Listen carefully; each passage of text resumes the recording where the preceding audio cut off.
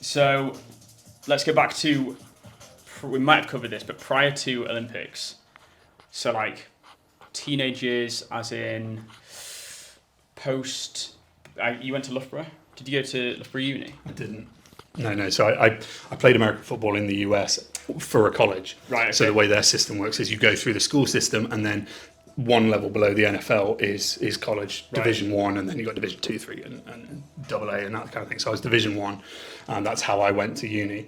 But I only found that through playing American football in the UK. I played 1 year, made the national team, and then it was like, oh, okay, well, if I want to get any better, I'm going to have to go to the US. And so I sought that out. I wasn't really getting anywhere that I wanted to be in the UK.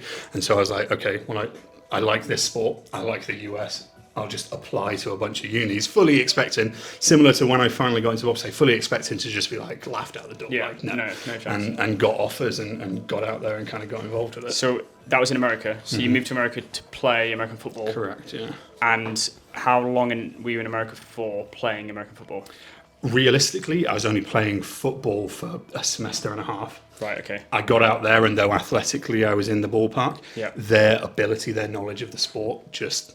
they've been doing it since they could walk, practically, and they knew what I was doing before I knew what I was doing, and I struggled to keep it. We had 183 passing plays that I had to learn within that, and that's just a book of learning. These guys are like, oh, well, that's this and that's that I learned before. Whereas I'm seeing it for the first time, and so it was just a huge amount of work that I simply couldn't keep up with. Right. So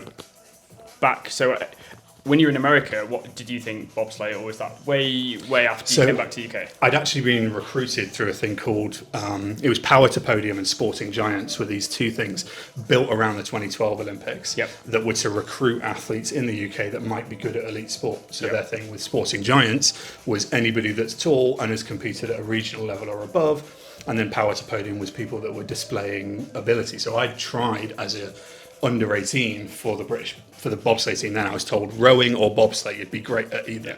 And I'm very glad I chose bobsleigh, because rowing is hard work, man. Hard work. Bobsleigh's far from easy, but it's a different kind of hard work, right? Much more suited to me. So I'd actually tried out as an under 18, but I ended up in this limbo of being too old for the Youth Olympics and not nearly good enough as an adult. So it was on my radar. I go away 4 years playing American football, blah, blah, blah, come back, having trained and being much more of an athlete, because previously as an under 18 I hadn't even set foot in a gym, set foot in a gym, and I got so far, so then add to that some S&C, and I was in the ballpark. So the fact you were doing a sport solely focused on acceleration, speed, power, which is American football, you were already kind of teed up for bobsleigh without knowing. So then when bobsleigh was an option, it was like, well, this just falls in line with what we're doing. For sure, and both sports prioritise being big and fast, but also heavy, because American football, part of my job, half of my job is like to block and be an immovable object. So you want to be heavy. If you're fast and strong, but can just be light and get picked up and thrown, that's no good. And the same deal with bobsleigh. It stands to reason the heavier you are or the denser you are, the faster you're going to go downhill. So you want your weight in the athlete rather than in the sled. So you could have light athletes pushing a heavy sled, or heavy athletes pushing a light sled. Respectfully, if we were pushing the same sled and you had to add another 40 kilos or whatever, that's maybe disrespect. You're probably not 40 kilos lighter than me, but you had to add that weight. I'd be able to push my light one way quicker than you could your heavy one. Fine. So so that sport, it's literally, these are sports that I would be terrible at. Possibly. American football, I think you'd be the right shape for skeleton. I'd be all right at that. I'd have to probably get a bit thinner and lose a bit of muscle mass, but I'm doing that quite well at the moment, to be honest. So obviously bobsleigh, you just kind of joined the Team GB squad. So I got brought in as a development athlete. So that was just the first season. I was supposed to go on ice, and there was this a bit of a misunderstanding, and I ended up kind of at home. But for me, at home was in the US at that point. And so so I was on the team, but just on the periphery. And they had a race going on, a 6-hour drive away from me, and I was like, you know what? I'll just ask them and turn up and say, look, can I help? How can I get involved? I'll lift the sled, whatever it is, get me involved. If I can get in a sled, great. And I end up getting in just this kind of practice sled. So there's a sled that they send down before the race to make sure that the track is fine. I end up being the brakeman for that. Now, my impression was this was a wily old bloke that hung around the track and, been doing this for years. Turns out when I'd offered and everyone was like, yeah, mate, go ahead, it was his first ever go off the top. So it's his first go off the top. And unbeknownst to me, I'm then his brakeman. So I'm getting beaten up. And I'd heard about big, strong guys, rugby players, all of this, have one go in a sled, turn around and say, never again. Never in my life am I doing that again. Yeah. And I get it, right? After my first one, I was like, am I one of those? Am I one of those guys that just can't hack this? Yeah. And you get used to it. And, there's still days when you're like, not as a pilot, but as a brakeman, when I was like, I don't know about this. So is that obviously from being so unaware of the sport in terms of how it works, all I do is just watch it on TV and they get out and they've got a quick time. Mm-hmm. When you're getting thrown about, is it you're hitting the side of the sled and back and forth like ricochet? It's all sorts, to be honest. I mean, the forces that we feel when you're doing 95 miles an hour at a 3-4 meter wall of ice, that force to go from pointing this direction to pointing that direction in a hairpin turn at 100 miles an hour, everything is amplified. So as a driver, I'm sat up, so you get kind of squished by the G-forces in the back when you're hunched over. Your shoulders can hit into the cowling, into just bolts and stuff that are in the sled, all sorts. And you come out and the adrenaline's that high, you don't feel anything. Yeah. But it's one of those, like people that have played rugby probably know, after a game you get in the showers and you're like, hang on. Where's that come from? Yeah, exactly. And it's just the same with bobsleigh. So you're the driver. Is there 4 in a sled? There's 2 and 4. So they're kind of separate sports in the same way that the 100 metres and the 200 metres, they're both sprinting, but they're separate.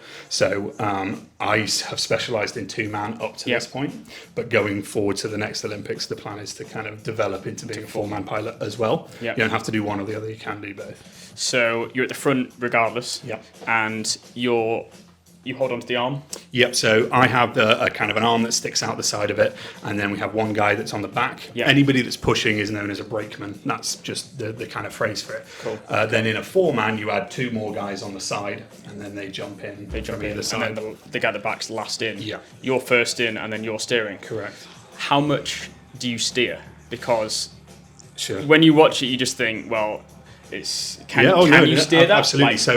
And it's a perfectly reasonable thing to say. So the corner is turning us left to right or right to left. You're not going to just suddenly turn left in a right-hand corner. You can't. So our steering, we're actually steering up and down.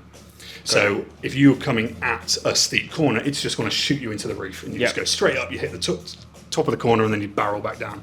So what we're doing is, as you're coming onto the corner, you're catching the steering to steer down. Got you. So it's preventing going too high. Exactly. So you're riding it round. Yeah, exactly. And then you're doing the same thing to come off the corner.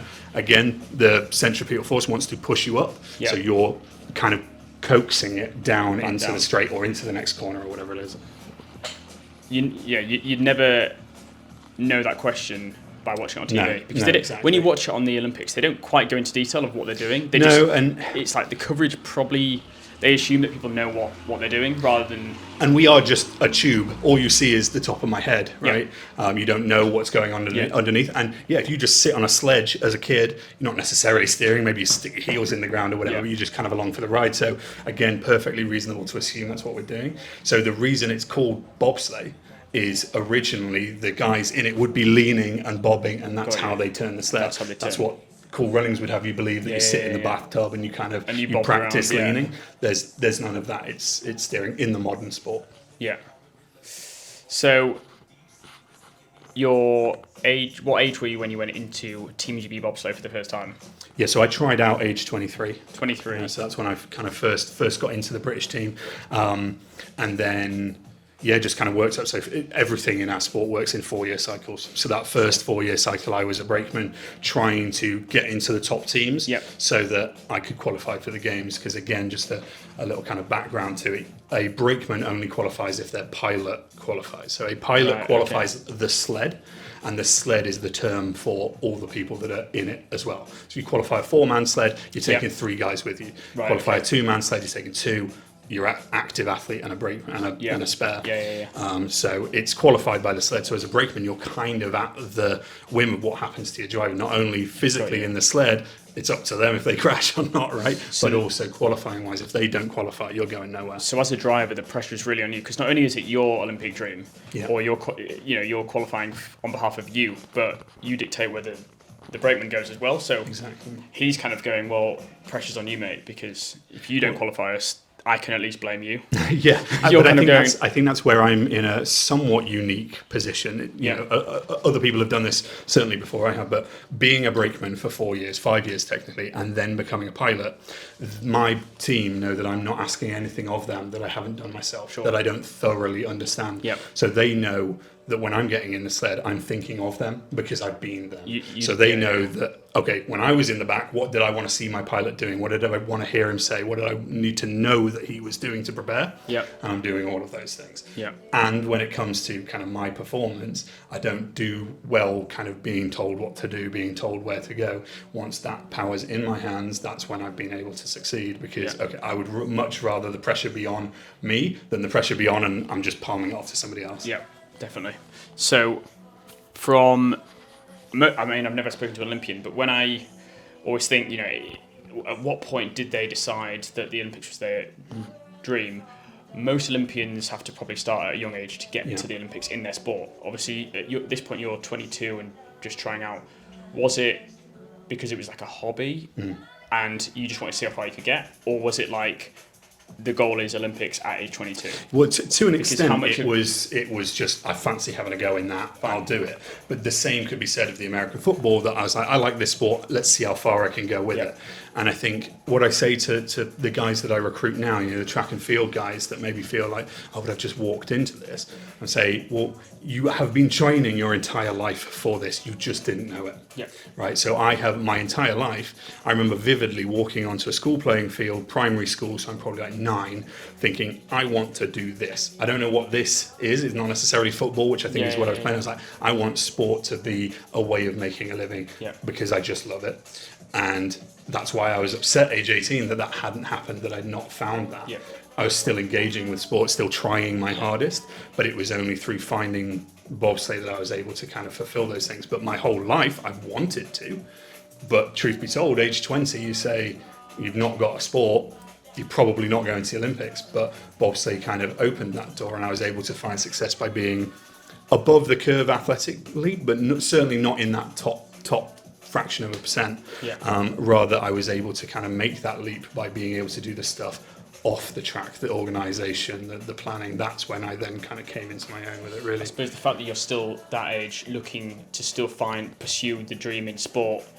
Most people would go, I tried American football, didn't happen, change of career. The fact that you're then still actively looking for a sport involving sprinting with, you know, the assets you've got to go, okay, what can I do? It wasn't the one. That's probably why you ended up. But truth be told, when I got released by that American football team, it did feel like that's it. I'm done, you know. Like, I'm aged 22, going into my 23rd year of and I don't have a sport. I've just been cut from what I thought was my sport. Probably that's the end.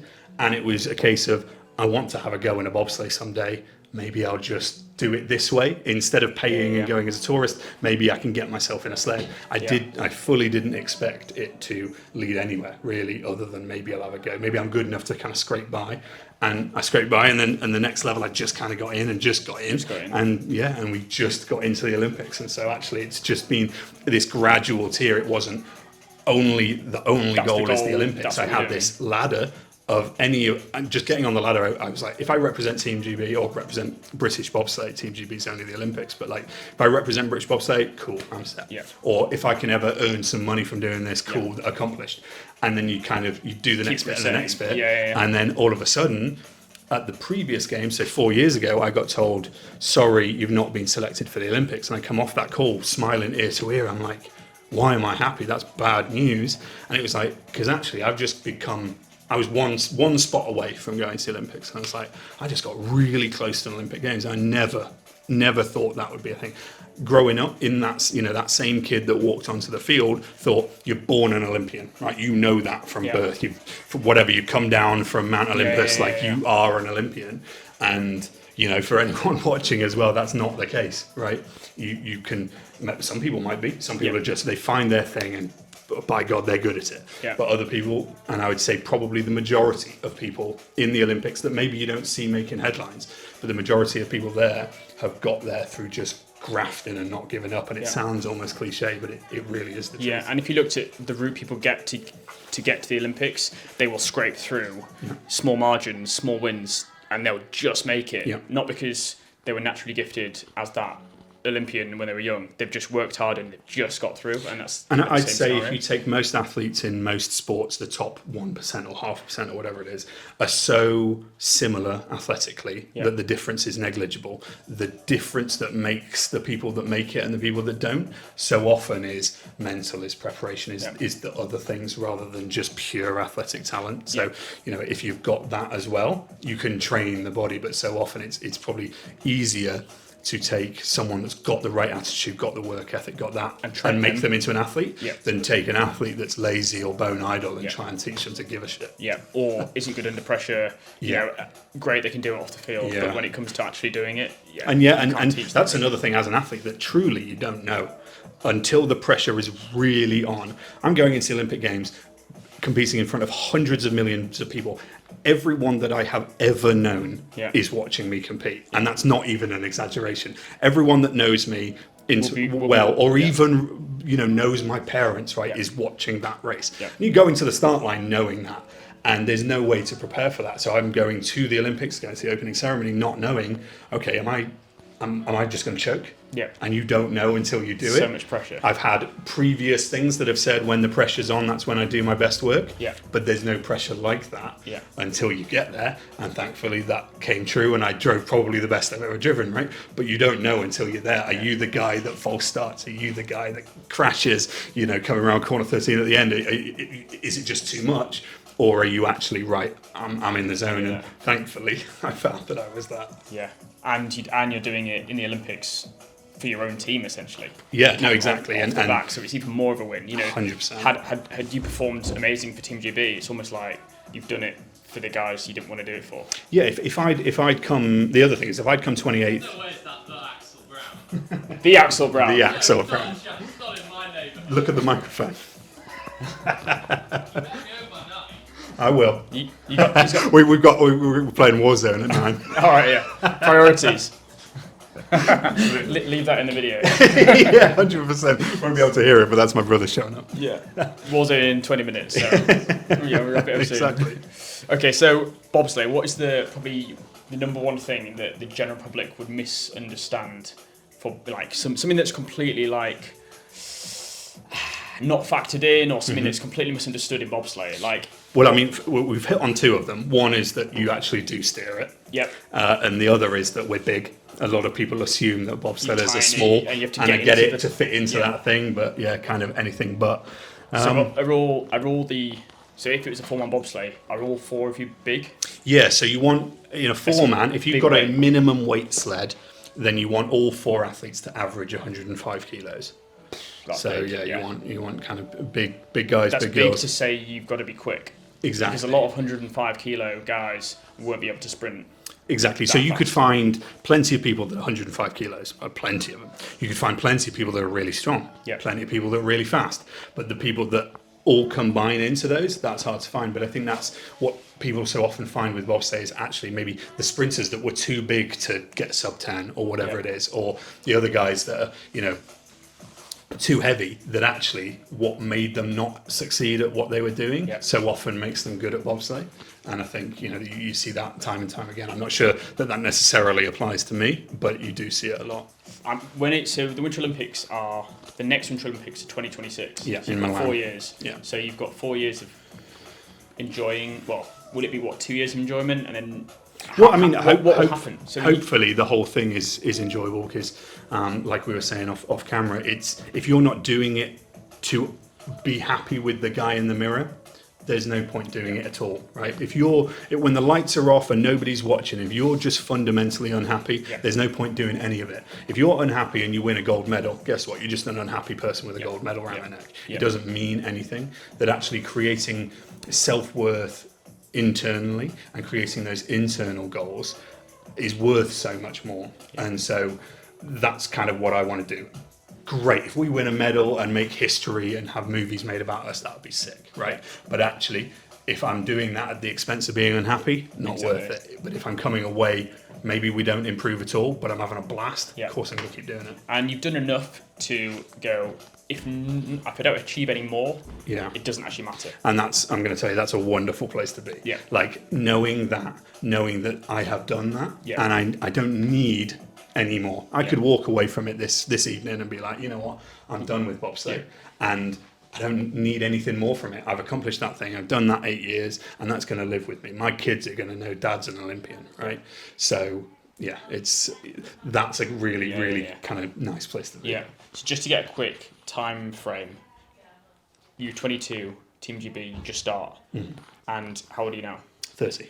So in 8 years, you've gone from trying bobsleigh to being in the Olympics so there can't be many athletes that have gone from trying a sport to being in the Olympics in that sport within 8 years. Probably not. And again, the thing of like 10 years of like, hadn't been in a gym, hadn't done any formal training, was overweight, I had a crap diet. It's not brilliant now, to be fair, but I had a crap diet, and to turn that around into the Olympian. I think in adulthood, because you could take a 10-year-old and come age 20, might go to the Olympics, sure, but I think in adulthood to turn that around, So yeah, essentially it's a 10-year window to go from completely no interest in that sport, age 20, potentially 22, maybe when you decide. Yeah. So it's almost like an 8-10 year window to go from nothing to the Olympics. Yeah. Yeah. See that even that in itself is just like ridiculous. Yeah, exactly. It's and it's this weird thing of, I understand that it is mad and people want to know about it, but it's just, I've just been doing my thing. At no point have I kind of been doing it for any kind of recognition or anything like that. I've just been doing it because I enjoy it and want to see how far I can take it. Yep. What's been a really pleasant surprise is how many people give a shit. And it's lovely. It's not why I did it, but it's a really nice side effect. Yeah. And that moniker of Olympian that I now have for life opens a lot of doors, opens a lot of people's interest in what I've got going on. Yeah. And, I know, I was kind of laughing to myself going, we're going to be sat in my garage gym, and I've just seen on your Instagram you were just sat with the BBC doing an interview. I'm like, how things differ. I was like, a few weeks ago I saw you had like the full Winter Olympics BBC set. Yeah. And I'm going, it's... The weirdest one was doing interviews on Chinese TV. So they're speaking Chinese, and then they cut to you and they ask you the question in English, and I'm answering. But I don't know anybody that's watched that, but it's gone out. They told me to tens of millions of people. That was interesting. So, I mean, will they understand you, I suppose? I think maybe there's subtitles, maybe they understand me. I don't. God knows what the subtitles read. No, exactly. Probably putting all sorts. But they loved our story, and so I ended up doing a bunch of media with the Chinese that I've never seen. Yeah. It apparently went out on their social medias, but I have no idea. Yeah. That was fun. Because I went to Tokyo, and it's like there's so many people there, and they're so kind of caught up in their life that when I was literally walking around Tokyo, and they were just coming up going, "Come and get photos," and I'm just going. But they must have seen what, if you see a Chinese person in England, you don't have the same reaction. Sure. Well, it's just how insular they are with their life. So. Definitely. And I get it a lot just, I think, when I'm out there, just by being tall, right? Yeah. By being fully head and shoulders above almost everybody else. I think what was funny was getting asked for an autograph. But this is before I'd done any sport, just for being tall. And I was like, what are we going to do with that autograph? I'm more than happy to do it. But you say, this is the autograph of a tall person. Yeah. Great. I've never given one of those out before. Right, some last few questions. What was your scariest experience in a bobsleigh? Yeah, so as a brakeman, I think being at the top of the track, knowing you're about to put your life in somebody else's hands, literally, is always quite scary. Getting crashed is not a fun time because, again, you're at the at the whim of the ice, really. You're upside down. It feels like you're in a washing machine because you're just turning around. Your shoulder is getting skinned from the friction of the ice. So that's a good one to answer your question of what people don't realise. So if you crash on ice, the speed that we're going at, the friction will burn the skin off you. So we literally wear Kevlar shirts underneath our race suits to protect your skin. I've seen a guy whose entire shoulder is a skin graft from a crash. So that's pretty terrifying. So in the Olympics, do you still wear that? I don't as a driver because I'm in the nose of the sled, but the guys in the back will, absolutely. Right, so, I wouldn't ever let anyone in my sled that isn't wearing a burns vest. Without it. Because, yes, I might be fully in control of my sled, but you never know what might happen, and it's just not worth the consequences. So when it goes completely upside down, that's the point your shoulder would touch because you're moving your head to the side. So as a driver, I'd get hit on the head, so we have to be careful of concussions now. I don't crash much, so thankfully it doesn't happen a lot. But the guy in the back who's kind of bent over, the top of his shoulders can make contact with the ice. That's just because of the opening at the top of the sled when it turns over. I actually once, because I was very big as a brakeman, we crashed and my shoulders got burnt up a little bit, but my butt came out the back of the sled and scraped down one of the corners, and I had this big burn down my butt, which I never thought maybe I have to wear like Kevlar pants or something. Well, soon there'll be a thing probably. Anything else? So I was going to go. I mean, this video is going to be absolutely ridiculously long, podcast, basically. But I was going to kind of go into detail with what a typical session would be, not doing bobsleigh, but just in a gym. Kind of like what would be your typical workout? Because obviously we've just done like a random CrossFit one, but instead of going into detail, perhaps we could follow up with a video further down the line and go into details that way. And just you'll find out when you come and do one at my gym. I think I'd rather come not knowing how bad it's going to be when it's all cardio and rowing and probably all that stuff. So as we've hit on a couple of times, our goal is to be fast, powerful, strong. So we'll work in kind of waves throughout the year of strength building into power building. So, currently I will lift 3 or 4 times a week and sprint 2 or 3 times a week in a case of just keeping that weight moving fast and then also sprinting. So it's a lot of that of being able to move weight quick. I've said generally there's been this benchmark of you need to be able to back squat 200 kilos and stuff, and I would say every male at the Olympics could, right? But I've always thought if you can move 150 really efficiently, that's probably as much as you need. So that kind of thing, squats, cleans. Lots of split leg stuff because obviously we're driving in a split leg position, so split squats, lunges, step ups, that kind of deal.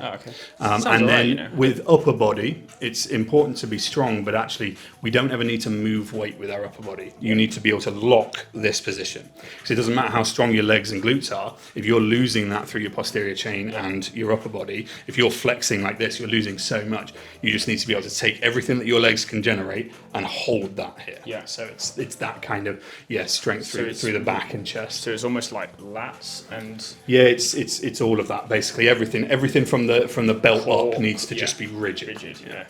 Okay. Well, that'll make for good part 2. Game on. So to round off the video, so your plans for 2026. I don't know where the Winter Olympics is going to be. So Milan Cortina. Okay. So it's going to be a similar track. It's not been built yet. It's going to be a similar track to the Turin Olympics, which was 2006, I think. Right. Okay. So it's back to Italy. And the goal is hopefully to take a 4-man sled there. As I said, goal number 1, have fun. But I think we have a real shot at surprising a lot of people. A little Caribbean island should not be doing anything in bobsleigh, let alone top 10s or who knows, challenging for medals would be insane. So that's kind of the outside goal.